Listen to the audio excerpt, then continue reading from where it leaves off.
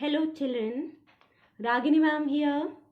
Hope all of you are fine and have gone through the earlier chapters. Have you completed your work, children? I know you must have completed, and if not, please complete chapter 1 and chapter 3 work in the notebook. I feel you have already understood classification of microbes of chapter 2. I'll be continuing the rest of the part of that chapter. So let's begin. But it's better before going to the next part, we recall everything about microbes. This what first of all, children, what are microbes? Microbes are also called microorganisms, and these organisms are very small in size, which we cannot see with our naked eyes. We need some aid like some microscope or some other aid to see the microorganisms. They are very small. Like they are not like they are not like spiders or mosquitoes or houseflies, which we can see and we can kill them with some chemicals or by our hand also. So these are very small. Now we are going to discuss about classification of microbes. There are mainly 4 kinds of microbes. Those are what? Bacteria, fungi, algae and protozoa. And one more kind of microbes are there. Those are virus, but they are not come under the categories of 4 major kinds of microbes, because these virus, their characteristics are completely different from all other 4. And why these are different? They are exceptional. They are very small in size, smaller than bacteria. They are living as well as non-living, and when they are living, when they enter inside the host body, they become living. Otherwise they remain non-living outside. So they are very dangerous, children. They depends always on their host. Now examples are nowadays this COVID-19, which is very dangerous. It is an example of virus. Then influenza and bacteriophage virus. It is a virus which the name is given to that virus when it enters inside the bacteria. So bacteria become the host and the virus enters, and that virus is called bacteriophage. Now about bacteria, we are discussing about bacteria, fungi, algae and protozoa. Now out of those, bacteria are unicellular and protozoans are unicellular. What do you mean by unicellular? They are made up of only one cell, and one cell means their whole body functions are done by only one cell. While fungi and algae, they are multicellulars. They have multiple cells inside their body and to function all the work. Now bacteria are prokaryotes. They are prokaryotes means they are primitive organisms which are identified first on the earth. So they are called prokaryotes, and the prokaryotes, they do not have well defined nucleus inside their cell, while eukaryotes, these fungi, algae and protozoan are eukaryotes. They have a well defined nucleus. They have all the cell organelles present in their cell. Now coming on to their types of nutrition, these bacteria are autotrophic and heterotrophic both, while protozoans are also autotrophic and heterotrophic both. Now what do you mean by autotrophic? Autotrophic means they prepare their own food, while heterotrophic means they depend on some other animals or some other things for their food. Now the fungi, they are always heterotrophic. They are either parasitic or saprophytic. Now parasitic means they depend on their host, and saprophytic means when they depend on dead and decaying organic matter. Do you remember all these things? You have already learned in 7th or 6th standard about this. Now autotrophic, algae are also autotrophic. They are green in color. They prepare their own food. And protozoans, they are autotrophic and heterotrophic both. Examples of bacteria are Streptococcus and Lactobacillus. Examples of fungi are bread molds, yeast and mushroom. Examples of algae are Chlamydomonas and Spirogyra. And examples of protozoans, which are very general, amoeba and paramecium. Now from here, children, the next part of the chapter starts. So we'll start from where do microorganisms live. These microorganisms, children, they are very small in size. They live everywhere. Everywhere means in all kinds of environment, like from icy cold climates to hot spring, then from desert to marshy lands, any kind of temperature, any kind of humidity level, they can survive in all kinds of environment. Some are living independently while others live as a parasites, and parasites means inside the bodies of other organisms like animals and human beings. Now, as soon as this microorganisms name came to our mind, we always feel that microorganisms are very harmful, very dangerous, and all. But no, children, some microorganisms are very useful, very, very useful. They are very beneficial to us, and those microorganisms which are useful, they help in preparation of curd, bread, and cake. Secondly, they help in production of alcohol, wine, and acetic acid. They help in preparation of medicines and vaccines. They help in cleaning up the environment. They help in increasing soil fertility. While what are the harmful effects of microbes? They cause diseases in plants, animals, and human beings, and they spoil food. And when we eat that spoiled food, by mistake, if we'll eat that spoiled food, that cause what? Food poisoning. So first of all, we are going to discuss about how bacteria are useful to us. Now, children, these bacteria are very useful to us in the formation of curd. And how it forms? A bacterium called lactobacillus. When we put that lactobacillus bacteria inside the milk, it multiplies, it reproduces, it grows inside the milk and produces very fast and converts that milk into curd. Bacteria are also useful because it decomposes organic waste. Which organic waste? Like vegetable peels, animal remains, and feces. These all are organic waste, children, and these bacteria are helpful in decomposing those organic waste. It is used in the preparation of medicines. Yes, it is very important, children. They are used in the preparation of medicines, like they are useful in preparing the antibiotics. Then you must have heard the word antibiotic. Whenever you have you caught with a fever, you had gone to when you visited the doctor will advise you to take antibiotics. It increases soil fertility by fixing nitrogen, and the soil fertility can be increased by bacteria. By what? By fixing atmospheric nitrogen and converting that into soluble nitrogen. Now it is used in the setting of curd, which we have already discussed, and in making cheese, pickles, and other food items. Bacteria are also very, very useful. Now the second is what? Yeast. Yeast is a fungi, and it is also very useful. It helps in the fermentation. And what is fermentation?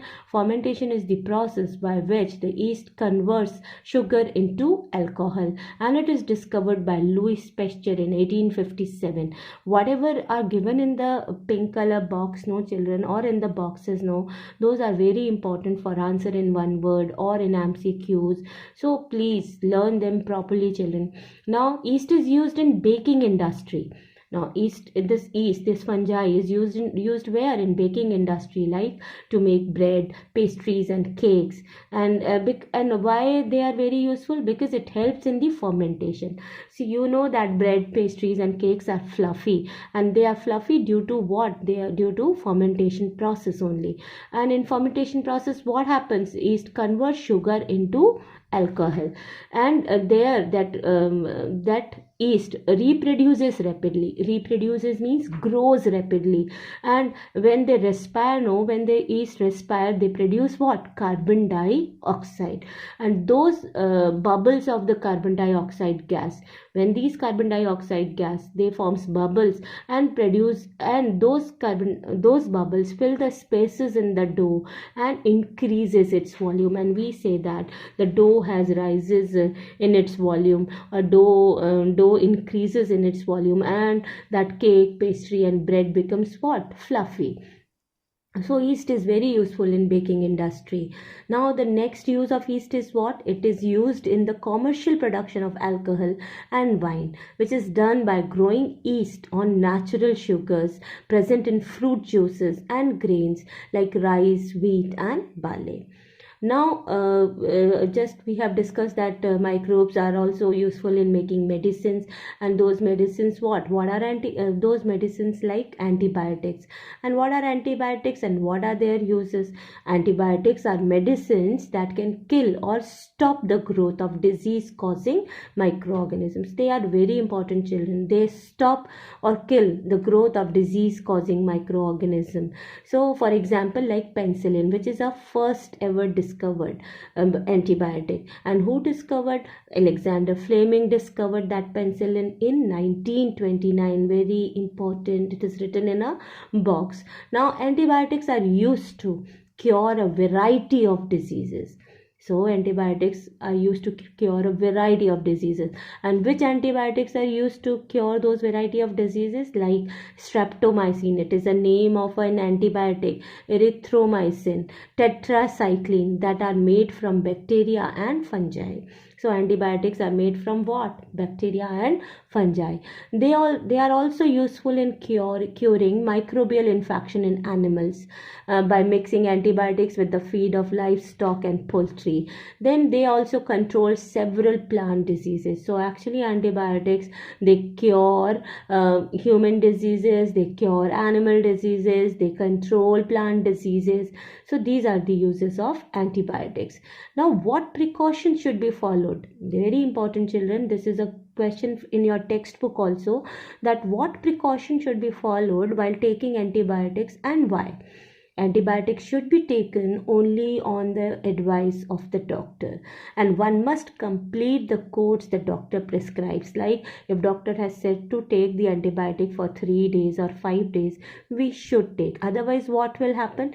Antibiotics taken in wrong doses may make the body resistant to the drug. Resistance means they'll stop the effect of that drug in the future. Now moreover, antibiotics may also kill the beneficial bacteria in the body. Now one thing you just must note, children, that antibiotics cannot cure cold and flu, because these cold and flu are caused by viruses. Antibiotics can cure the diseases caused by bacteria and fungi and all. So role of microbes in vaccination, which is very important. You know that nowadays each and every scientist, each and medical workers, medical doctors and all, they are busy in making the vaccination for COVID-19. So what are and those vaccinations are made by what? These microbes only. So vaccination is a process in which vaccine is given to improve the immunity of the body. It is a process in which we are getting the vaccine to improve our immunity of the body against a specific disease. Now, vaccine is a biological preparation. It is made in a biological way only. And in this, what happened? It resembles a disease-causing microbe. In that vaccine, no disease-causing microbe is only taken, but these are dead and or very weak microbes. So they are very weak or dead microbes which are taken in this biological preparation. Now in vaccination, a memory of the disease causing organism is created inside the body so that the body can fight back any further attack of some disease causing organism. So once a memory is created in the body, then the body will fight against that disease causing organism as soon as it entered inside our body. Now vaccine is introduced into the body which resembles a disease causing organism, which we have said here also, that vaccine is a biological preparation that resembles a disease causing microbe, at the same time very mild to cause any harm to the body, but it is in a very mild quantity so that it does not cause any harm to our body.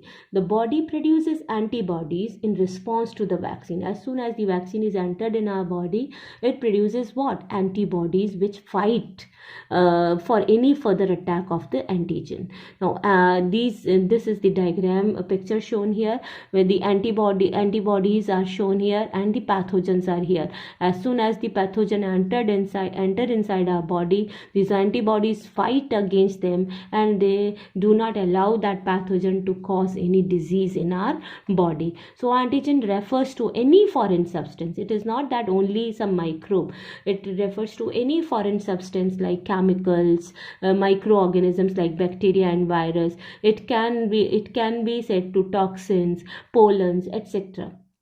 Antigens do what? Antigens trigger immune system to produce antibodies. Antibodies recognize and neutralize pathogens. They recognize that which kind of a virus or which kind of bacteria has entered inside our body, and then they neutralize that pathogen. Now what is pathogen? Pathogen are what? They are disease causing microbes only. So each antibody binds to a specific antigen. So there are, for a specific antigen, the antibodies are present inside our body. Now vaccination has been a huge success. Diseases like smallpox are eradicated. Many diseases like polio, tetanus and measles have been reduced to a large extent due to this vaccination. Now very important definitions, children. Pathogens. Disease causing microbes are called pathogens. I already said to you. Now what are antibodies? Antibodies are substances our body produces to fight disease causing microbes. So antibodies are the substances which our body produces to fight disease causing microbes. Now the third one is what? Vaccines. Now vaccines are what? Vaccines are weakened or dead disease causing microbes that are injected in our body to trigger the production of antibodies. These antibodies remain in the body for a long time to protect it against any attack of disease causing microbes. Now what is vaccination process? The process of protecting the body from pathogens with the help of vaccine is called vaccination. Now some of the diseases which can be prevented by vaccines. Who discovered vaccine for smallpox? Edward Jenner discovered the vaccine for smallpox in 1798. You have to learn so many years, children, and so many name of the scientist also. Name a popular vaccine program run by Indian government. Pulse polio program is run by the government of India to eradicate polio. Children below 5 years of age are given oral polio drops under this program. Some of the diseases that can be prevented by vaccines are what? Cholera, hepatitis, smallpox and tuberculosis. One can get necessary vaccines from nearby hospitals. From any nearby hospitals you will get all these vaccines. Now how do microbes clean up the environment? I told you that we are going to discuss. Now microbes or microorganisms decompose organic waste. You know organic waste, that peels of the fruits, vegetables, animal waste and all. So they decompose those organic waste and dead remains of plant and animals and convert them into simpler substances which can again be used by other plants or animals by the process of biodegradation. Thus they help in getting rid of harmful and smelly substances and clean up the environment. But some microorganisms are very harmful. We know very well that some microorganism causes diseases. Now those diseases are what? Communicable diseases and communicable diseases. Now these communicable diseases are microbial diseases, disease caused by microbes that spread from one infected person to a healthy person through air, water, food or physical contact, such as cholera, chickenpox, common cold and tuberculosis. Now carriers. Who are the carriers? Who carry all these communicable diseases from one infected person to a healthy person? Either insects and animals that carries disease causing microbes and transfer them from one place to other are called carriers or vectors, such as houseflies and mosquitoes.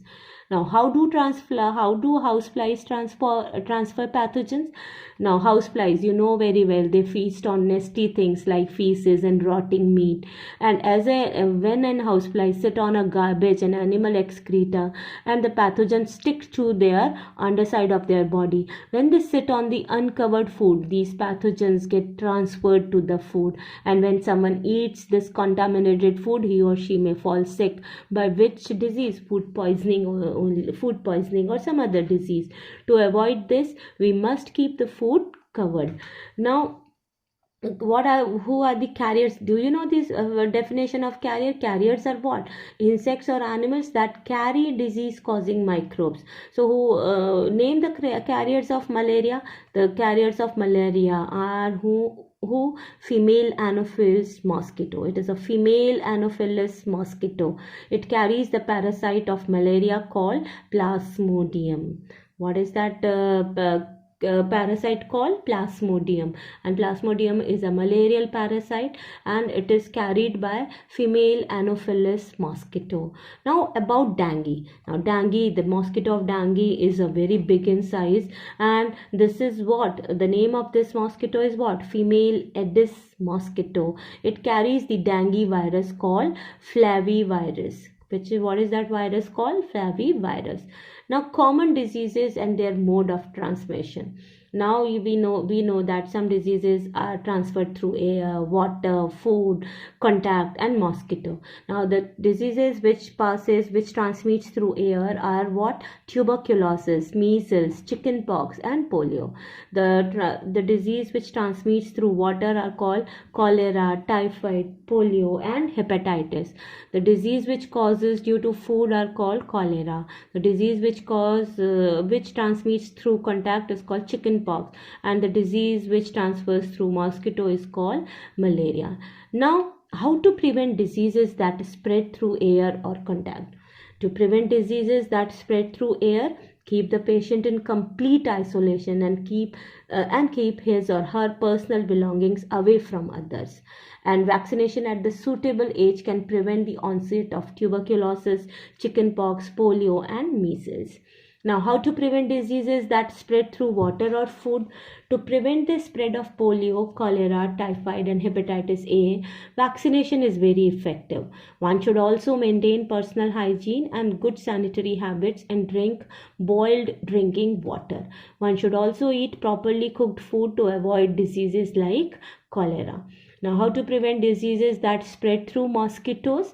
We can stop the spreading of diseases caused by mosquitoes like malaria and dengue by not allowing the mosquitoes to breed nearby. Surroundings should be clean and dry. We should not let the stagnant water near our surroundings. So we should keep our surroundings clean and dry and not let water collect anywhere in our coolers, tires, flower pots, etc. Now, we should also spray insecticides and use mosquito repellents and mosquito nets to protect ourselves from mosquito bites. And this all I have given you in the table form. So it will become easy for you that the diseases which tuberculosis is caused by bacteria, measles is caused by virus, chickenpox by virus, polio by virus, and their mode of transmission is air, and this chickenpox even through contact, and polio again through the water, and what are the preventive measure in one block. So you just go through with this table, children. It is given in a shortcut way, and learn this table, and you have to write this also as a question, which we will send you in next week. Now, disease caused by microorganisms in animals. Now, there are so many diseases which are caused in animals also by microorganism, like Bacillus anthracis was discovered by Robert Koch in 1876, and the disease is called what? Anthrax. Anthrax is the disease which you have read already in 7th standard while going through that fiber to fabric chapter. Do you remember that? A dangerous disease that affects human and cattle is caused by a bacterium called Bacillus anthracis, and it is discovered by Robert Koch in 1876. Then there is a foot and mouth disease in cattle. It is caused by a virus. It is caused by a virus called foot and mouth disease virus, FMDV, or picorna virus. So this anthrax is caused by bacteria, foot and mouth disease is caused by virus. Now, disease caused by microorganism in plants. you know that microorganism causes disease in plants also. And what happens when the microorganism causes disease in plants? And reduce crop yield also. Some of the plant in which they cause diseases are wheat, rice, potato, sugarcane, oranges, apples. And the common diseases in plants are what? And citrus canker, which is caused by bacteria and spreads through air. Rust of wheat, which is caused by fungi and spreads through air or seeds. Then yellow vein mosaic of okra is also called bhindi, is caused by virus and spreads through insects. So very important, children. Citrus canker by bacteria, rust of wheat by fungi, then yellow vein mosaic by virus, which is in the bhindi. Then rust of wheat, it is already given, it is in the wheats. Then citrus canker, it is the common disease which is caused in citrus fruits like oranges or lemons and all. And this citrus canker is spreads through air. Rust of wheat is air, spreads through air or seeds also. And yellow vein mosaic spreads through insects. Now the main topic has come, that is food preservation. Now we can preserve our food to so that it will not stale, or it will not become it will not spoil. Now, so why do we need to preserve food? We need to preserve food because microorganisms that grow on food can sometimes produce toxic substances which are poisonous to us. If we consume this spoiled food, we can become seriously ill or die. Hence, we need to preserve food from being spoiled. So why do we need to preserve food, children? Because these microorganisms, they grow on food and produces some toxic substances, and when we consume that food which is having toxic substances inside it, then we'll fall ill, or sometimes we can die also. So we need to preserve food from being spoiled. Now there are some common methods of preserving food, like uses of preservative. First one is what? We can use some preservatives. Preservatives are used in pickles, jams and squashes to protect them from spoilage. Then preservatives are common chemicals such as salts and edible oils that check the growth of microorganisms. In pickles we add salt or acid preservatives like vinegar and all. Two commonly used preservatives are, very important question, children, sodium benzoate and sodium metabisulfite. So again you learn these spellings also, sodium benzoate and sodium metabisulfite. A very important question, children, very important question. So first method by which we can preserve food are what? Use of preservatives. Second is what? Use of common salt. Meat and fish are covered with dry salt to check the growth of bacteria. Salt is also used to preserve tamarind, amla and raw mangoes, etc. Raw mangoes is also called amchur, children, in Hindi. Then use of sugar in jams, jellies and squashes. Sugar is used as a preservative. Then sugar reduces the moisture content and hence inhibits the bacteria and from growing and spoiling food. Then fourth one is what? Use of oil and vinegar. Then oil and vinegar are added to pickles, fruits, vegetable, fish and meat as preservatives. Bacteria cannot survive in the environment with oil and vinegar. So because these microorganisms, they grow where they get the warmth and dampness and all, so they cannot survive in the environment with oil and vinegar. Now use of hot and cold treatments. First, boiling milk lasts longer as boiling kills many microorganisms. Then refrigerating fruit preserves as low temperature inhibits the growth of microbes. Then pasteurization is the process by which milk is heated to about 70 degrees Celsius for 15 to 30 seconds and then chilled suddenly before storing it. It prevents the growth of microbes. We can use the pasteurized milk without boiling as it is free from harmful microbes. So this process, Louis Pasteur has introduced this process to preserve milk. Now pasteurization was discovered by Louis Pasteur. Now, use of sealed airtight packets. Dry fruits and vegetables are sold in airtight packets as microbes cannot survive without air. Hence, the food does not get spoiled in airtight packets. So these are the common methods of preserving food. First one is what? Use of preservatives. Second one is what? Use of common salt. Third one is what? Use of sugar. Fourth one is what? Use of oil and vinegar. Fifth one is what? Use of hot and cold treatments. Sixth one is what? Use of sealed airtight packets. Now coming on to the nitrogen fixation. See children, nitrogen fixation means fixing of nitrogen, fixing of atmospheric nitrogen. You know that our atmosphere, our air consists of 70% of nitrogen is there in our atmosphere. In living organism, it is found in what? Proteins, nucleic acid, chlorophyll and vitamins. Then atmospheric nitrogen cannot be used directly by the plants and animals. You children, you know this atmospheric nitrogen that cannot be absorbed directly by plants and animal. It gets fixed by either lightning or natural nitrogen fixers. So which bacteria are useful to fix this nitrogen?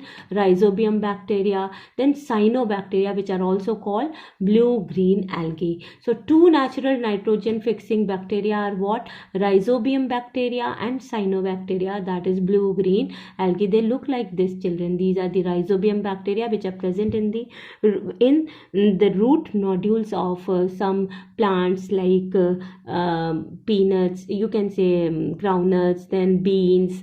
These plants carry some rhizobium bacteria which fixes atmospheric nitrogen into soluble nitrogen, and then blue-green algae. Now coming on to the very important part of this chapter, which is what? Nitrogen cycle. Like, have you heard about water cycle? Like what happens in water cycle? The amount of water remain constant in the due to some cycle. So same way the nitrogen is also 70%, 78% in our atmosphere, and it always remain constant throughout. And so how it remains constant? Again it is a cycle where what happened, the atmospheric nitrogen, here this is shown atmospheric nitrogen, by the two process. One is what? Lightning, which fixes nitrogen through the lightning. No, this atmospheric nitrogen changes into nitric acid. And one more way, nitrogen fixing bacteria and blue-green algae fixes atmospheric nitrogen. And then this nitrogen fixing bacteria or blue-green algae, when it fixes atmospheric nitrogen, then this bacteria in turn fix nitrogen into nitrogenous compound. So the bacteria turns the nitrogen into nitrogenous compounds, and those nitrogenous compounds are these are present in the soil. Now lightning also fixes nitrogen and gives that to and transfer it to the soil. Now from the soil, these compounds of nitrogen, those are in the form of nitrates, soluble nitrates. So they are taken up by plants for their food. You know that roots absorb those nutrients from the soil and prepare their food. So they are taken up by plants, and those when they are taken up by plants, these plants are eaten up by animals. So animals eat these plants, and when the animals eat those plants, these nitrogenous waste from now those animal again excrete. When they excrete, those nitrogenous compounds comes into the again into the soil, or when the animals die also, when they excrete also, these nitrogenous waste comes into the soil, and these again comes into the soil in the form of compounds of nitrogen in the soil, and through from the soil it is taken again by the bacteria. It converts that into compounds of nitrogen into gaseous nitrogen. So again which bacteria? Those denitrifying bacteria, they turn these compounds of nitrogen into gaseous nitrogen, and again it goes into atmospheric nitrogen. So it's a complete cycle. So atmospheric nitrogen is converted into soluble nitrogen by how many methods? By two methods. One is lightning method and one is nitrogen fixing bacteria also converts that. Those are what? Rhizobium bacteria or blue green algae, which we have discussed on the top. So they also convert these bacteria into soluble nitrates. First they convert that into nitrites and then nitrates, and these nitrates are taken up by plants for their food, and from the plants are eaten up by animals, and when these animals excrete or when these animals die, then or some plants also die. So these plants and animals, when they die, they again excrete those nitrogenous waste in the form of ammonia, and then these ammonia again goes into the soil, and from the soil it is again converted by denitrifying bacteria into atmospheric nitrogen. So it is a complete cycle which is known as nitrogen cycle. Now a step-by-step explanation of nitrogen cycle is given for you. Nitrogen fixation. First of all, what has happened? Nitrogen fixation is happening here by two processes. One is by lightning and one is by nitrogen fixing bacteria like rhizobium and blue-green algae. So what is nitrogen fixation? Atmospheric nitrogen is converted by lightning or certain bacteria like rhizobium, azotobacter or blue-green algae present in soil into compounds usable by plants. And which compounds are usable by plants? Nitrogenous compounds which are in the form of nitrates. Now that process is called what? Nitrification. Ammonia conversion into nitrites by Nitrosomonas bacteria, and further conversion of nitrites into nitrates by Nitrobacter. So plants take up nitrogen in the form of ammonia or nitrates. So plants take up nitrogen for their production of protein in the form of ammonia or nitrates, and in these ammonia is conversion into nitrites by Nitrosomonas bacteria, and nitrites to nitrates by Nitrobacter bacteria. Then third process is what? Assimilation process. Now roots of plant absorb these nitrogenous compounds from soils, and plants use them to synthesize proteins. I already said that nitrogenous compounds are taken up by plants to prepare their proteins and other compounds. Animals feeding on plants get their proteins and nitrogen compounds. So this process is called what? Assimilation. And then what happened? Ammonification. Again that nitrogenous compound converts into ammonia. By what? By either excreting or by the death of those plants and animals. So when plants and animals die, bacteria and fungi present in the soil convert the nitrogenous waste into a compounds that can be used up by plants again. So some of the nitrogenous compounds are used up by plants again. Then again here the process will continue, and some of the compounds of nitrogen in the soil by denitrification again converts into nitrogen gas. Nitrates can be converted into nitrogen gas, which is released back in the atmosphere by certain bacteria called Pseudomonas bacteria, and these bacteria are called denitrifying bacteria. So conversion of atmospheric nitrogen into nitrogenous compound is called nitrification, while conversion of nitrogenous compounds into atmospheric nitrogen is called denitrification. So nitrification and denitrification are just opposite of each other. So hence atmospheric nitrogen remains constant, and this cycle is known as nitrogen cycle. So children, have you understood the complete chapter? That's all children for today's chapter. Now this is the second chapter I have completed now. Hope you have understood the chapter. Children, go through with the video twice or thrice so that you can understood the whole concept of the chapter. Learn the tables, as those are very very important, and I told you some of the things are given in the blocks also, so in the square boxes also, so learn those also. And this nitrogen cycle is very important children, so learn it by writing it down. again and again, writing it down. This is a very important question which can come as a 3-mark question or 5-mark question, children, for drawing also and for explanation also. Now we are not sending question answer this week, children, of this chapter, because this chapter is so long, so that you can because of that reason only we are not sending question answers to write. So just enjoy, read the chapter again and again, listen the explanation again and again, and enjoy, children. Bye bye, take care, God bless you all.